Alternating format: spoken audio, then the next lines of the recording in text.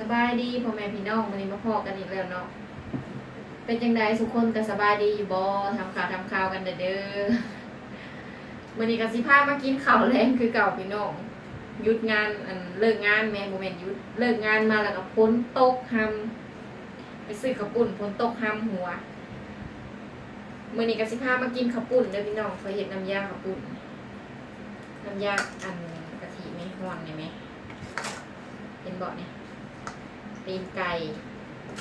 ใส่เลือดใส่ลูกชิ้นแล้วก็สิมีผักเนาะนี่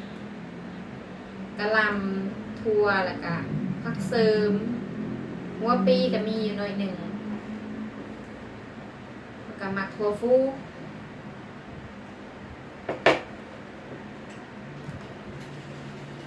เสร็จมาเลยพี่น้องบ้านนี้มาเด้อ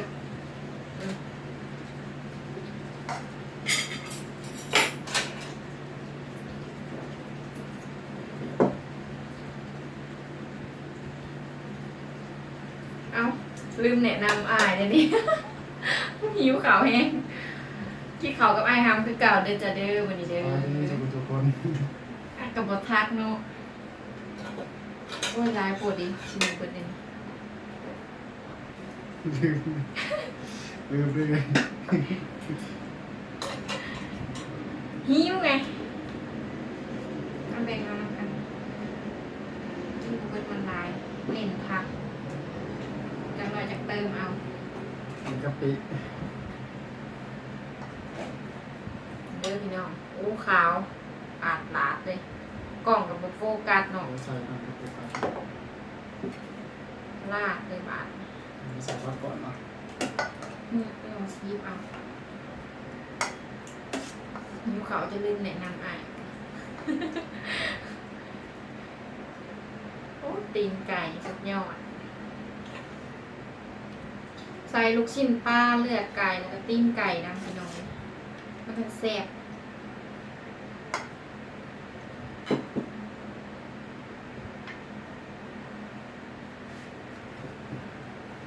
หัวปีป้าใครบอก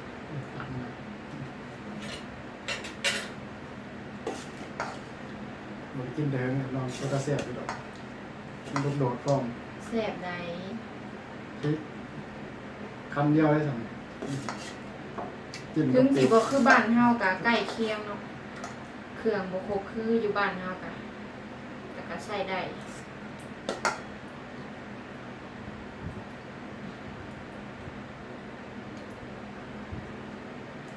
ดูตีนไก่มาของแซ่บเลยนะ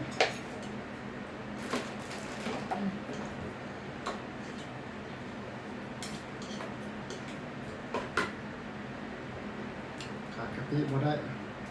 กินตำมะฮงเฮ้ยกินกระปุ้น ตำมะกรุงซ้ายบาทกินกระปุ้นต้องงั้นเผ็ดดิบคุยกับปีมันจะแซ่บนะพี่น้องอันนี้ก็เป็นกะหล่ำฝอยลายพวกกินบ่ พริก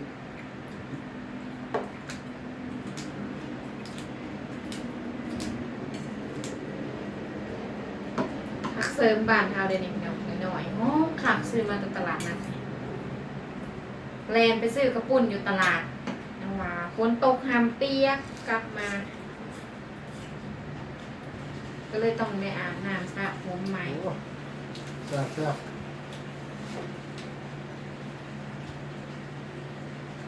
เห็นบ่ไม่เก็บน้ำหนึ่งมาที่วันนี้ก็มากินกันเลยพี่น้องมาเด้อมากินกัน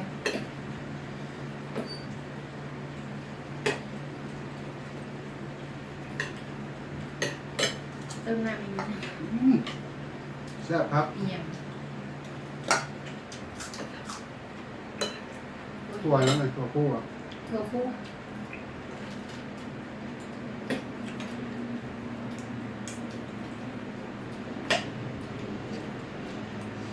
ขออนุญาตเด้อพี่น้องมาเด้อบัดนี้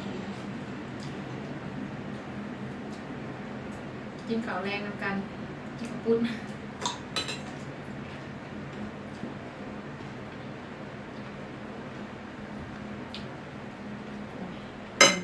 มันก็เปียก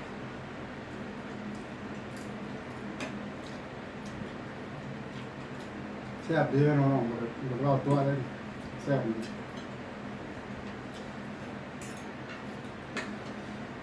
แซ่บดีเด็ก อืม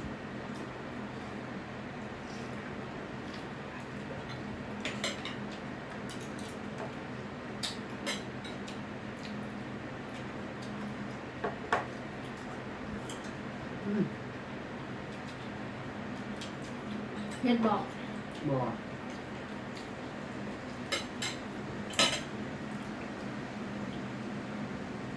นานๆไปกูแน่เลยน่าสิเก็บน้ำหลัง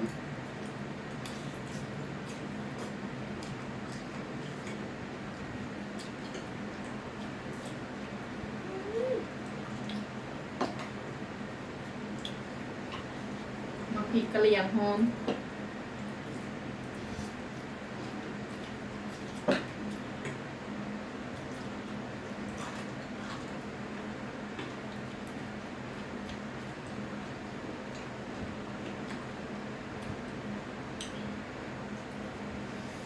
แนมเห็นมาถ่ายอยู่ว่า เดินอยู่ ถ่ายมีขาวโหด ตอบแสงกับพริกพี่น้อง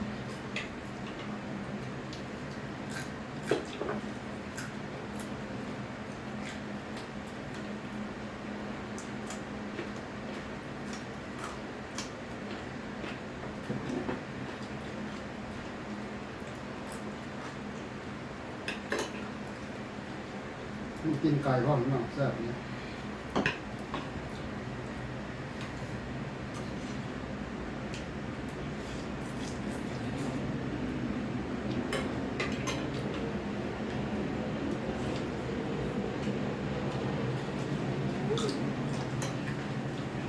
นัว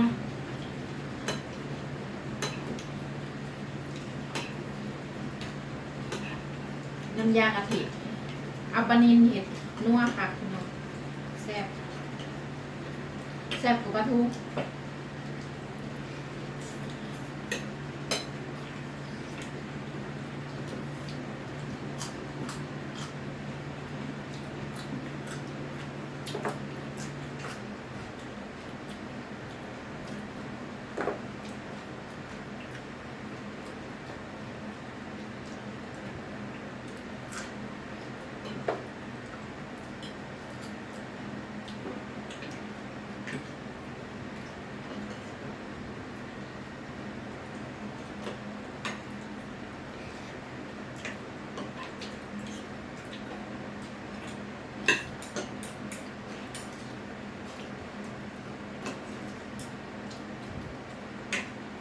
ตีนไก่เปื่อยค่ะ อันนี้ได้เบิ่งเนอะเปื่อยแซ่บโดนๆกินเทื่อหนึ่งเนาะพี่น้องไม่ได้กินทุกมื้อ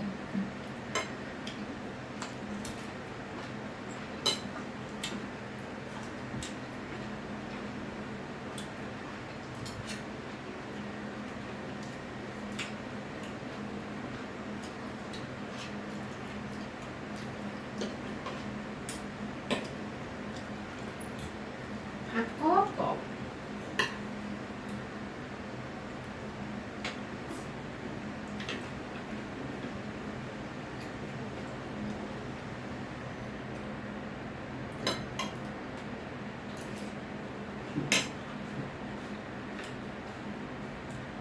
ถั่วพู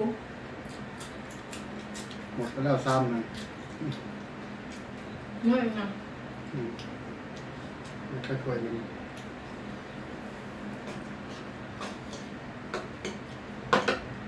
เริ่มผักพี่น้องใส่ผักหลายให้แซ่บปีนี่เขาคนผักขนาดนั้นใส่เป็นอืม โอ้การลูกโดดบาไว้อะ เผ็ด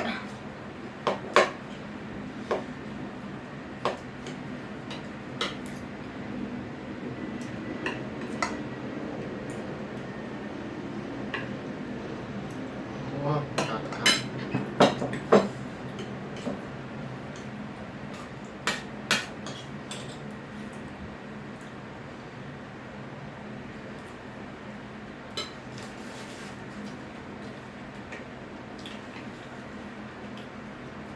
หัวฟูนี่ไม่อ่อนกรอบ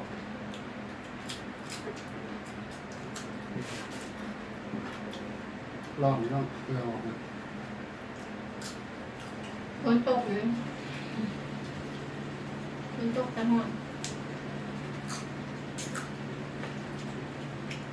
พี่น้องได้ยังกินแรงเนาะเหมือน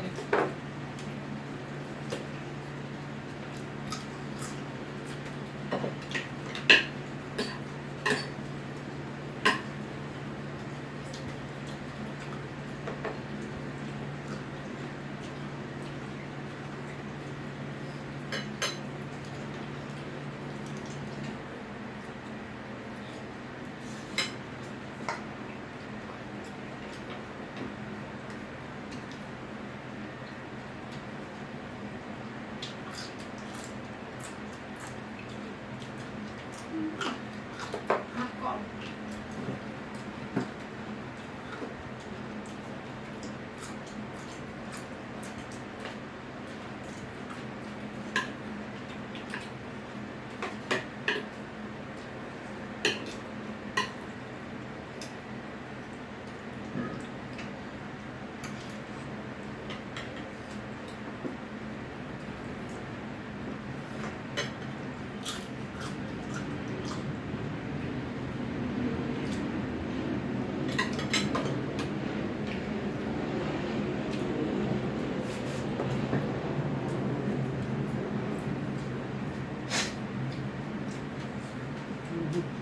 เช็ดเลยบอก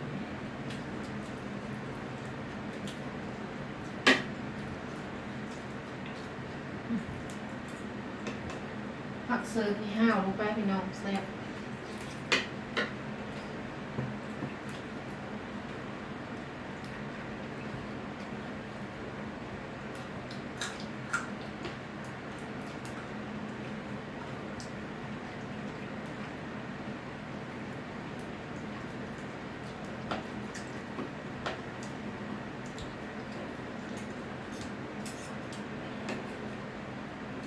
กินไก่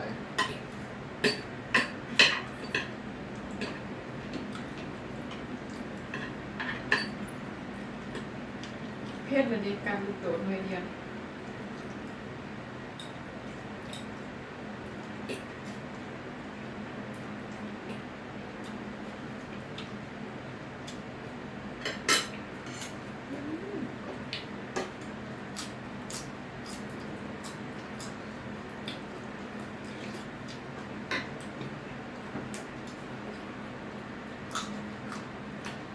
ผักจิ้มกะปิแซ่บ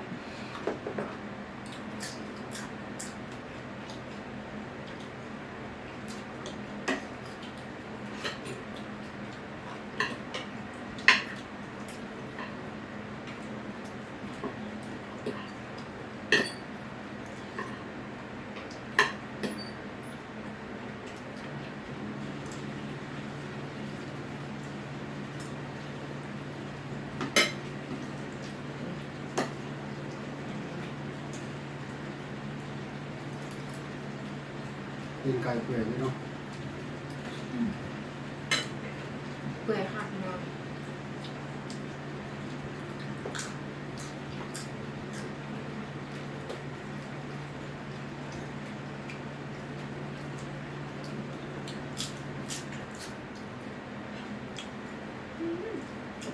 แซ่บ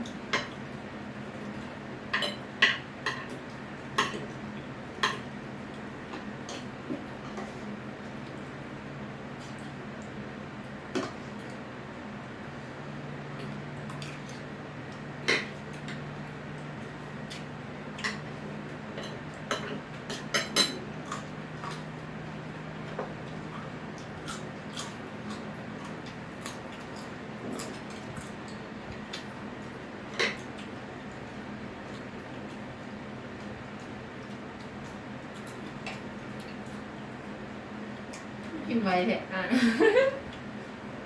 แซ่บ ของโปรด แล้ว ไอ้หำกันเนาะ แล้วที่น้องเห็นโอ้คือกินแซ่บเนาะ เพิ่นหมักร้านข้าวปุ้นน้ำยากะทิ ขาดหัวปีนี่ก็แล้วบ่แซ่บมันเลยหัวปีกะหล่ำถั่วเอากันครับ กรอบๆเนาะสด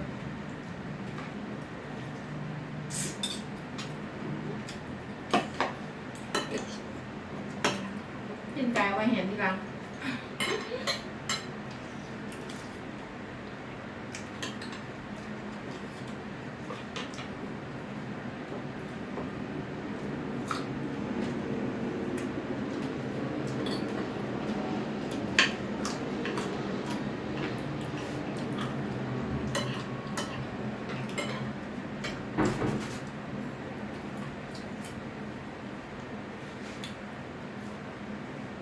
จังนั่นจืดแนมเหมือน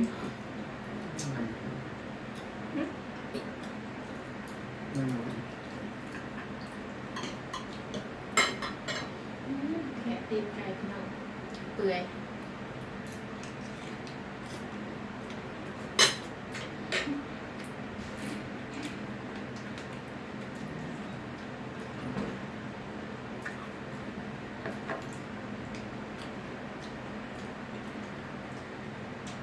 คนตกอยู่บ่พี่น้องทางอื่นก็ได้ในกรุงเทพอ่ะอยู่รังสิตคนตกเลยตกบ่แห้งแต่ลมแห้ง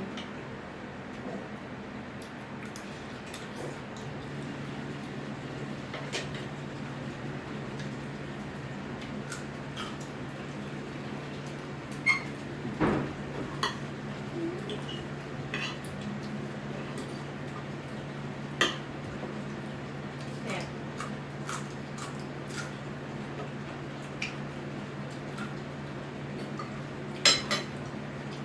ขอบคุณเนี่ย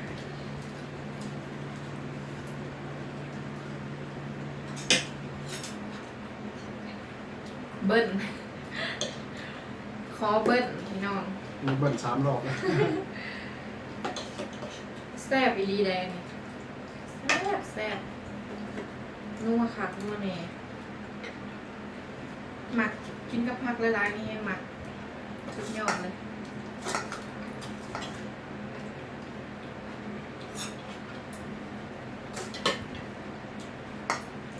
ใส่ปีกไก่น้ำได้จ้ะปีกกลางน้ำ มืดละโลหนึ่งใช่ป่ะใส่ โลนึง สุดท้ายใส่หมดเลย กินส้มหยาพี่น้องเลยแข็งไม่เอาแล้ว ใส่มืดหนึ่งเลย เอาเลยจ้ะเอาได้ไหม เอาเดี๋ยวจะตัด ตักเองบอก ตัดมาเลย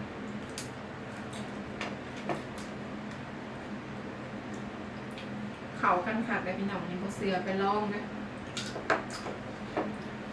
ไปตลาดเลยพี่น้อง ใส่ปีเยอะ ซื้อมานั่งกินพร้อมกัน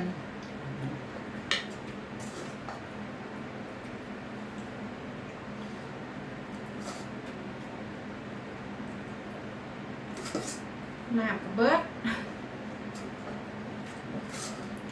แซ่บพอสิสู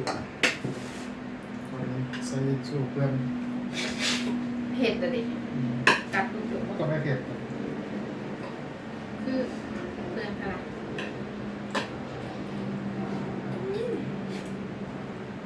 โอ้ย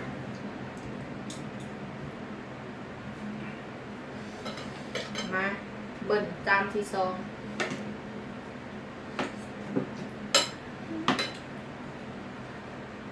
แซ่บหลายนานกินกินให้เต็มที่ ไม่ได้กินทุกวันเนาะ เดือนละครั้งก็ยังไม่ได้กิน ไม่มีเวลาท แต่จริงเขาให้ซักก่อนนะจริงจริงเขาบ่วงซักมันขาดเป็นสกุลงาน ำวันหยุดก็แบบ อยากพักถ้าทำน้ำยาใช้เวลานานมาก ถ้าอยากกินจริงๆถึงค่อยทำมาซื้อเขากินก็ไม่อร่อยเนาะมันไม่ได้รสชาติอย่างที่เราอยากกิน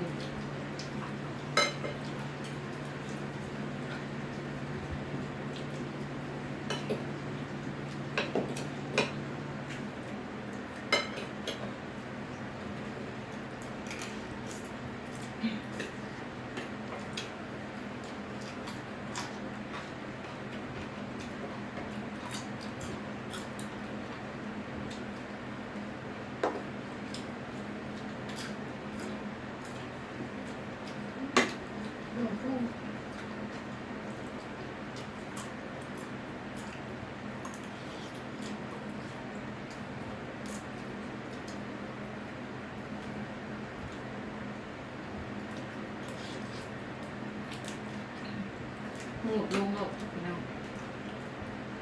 จ่ายไปลูกมั่ง แล้วก็จมว่าเพชรแซ่บเนาะโบกัสกับโบแซ่บมันต้องกัดหมักเพชรมันหอม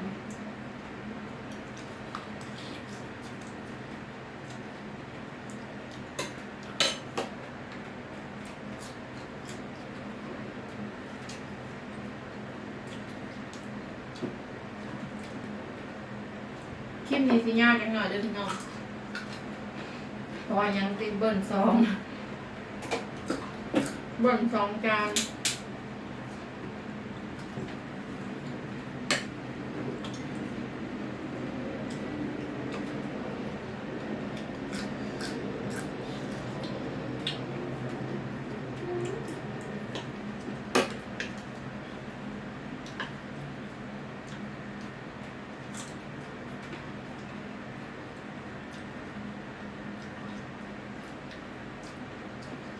ข้ามใหญ่ๆรสแซ่บ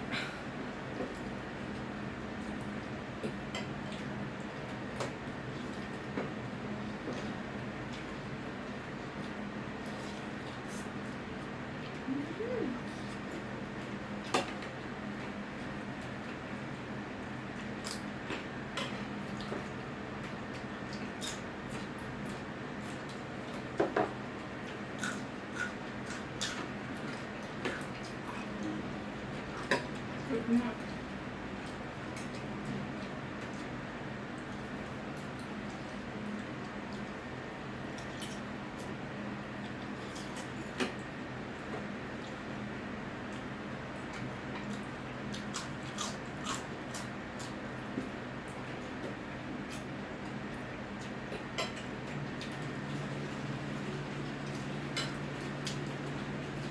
ภาพกรอบ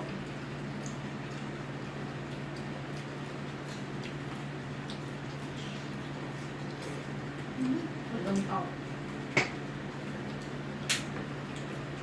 มันทอดแล้วสิทอดแล้วได้ฝนตกเนี่ย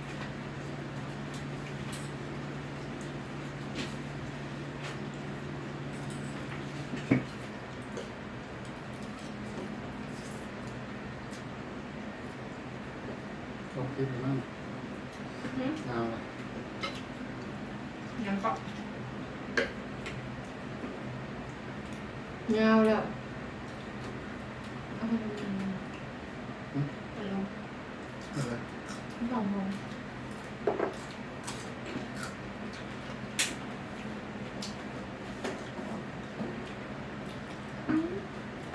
พักก็หมดแล้ว เหลยทีเดียว พักสวดยาน ต้องขาวไปหน่อยด้วย กล้องรุ่นเก่าโทรศัพท์รุ่นเก่าเนาะนะ เดี๋ยวมีเงินก่อนไป เรามีเงินก่อน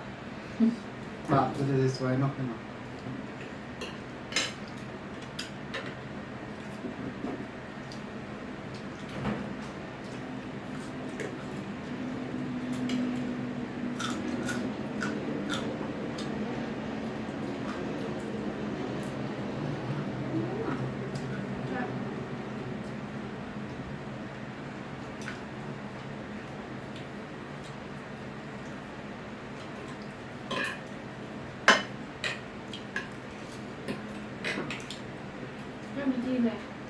แน่บ่เห็นค่ะจะว่ามันยาวพูดเลย พอมั้ย เดี๋ยวพี่น้องสีลำกลาง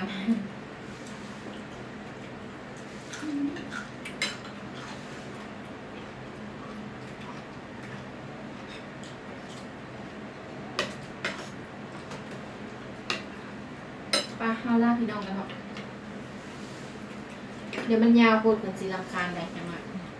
โอเคจ้ะมื้อนี้กะบ่มีหยังเนาะมากินข้าวน้ำหมูซื่อ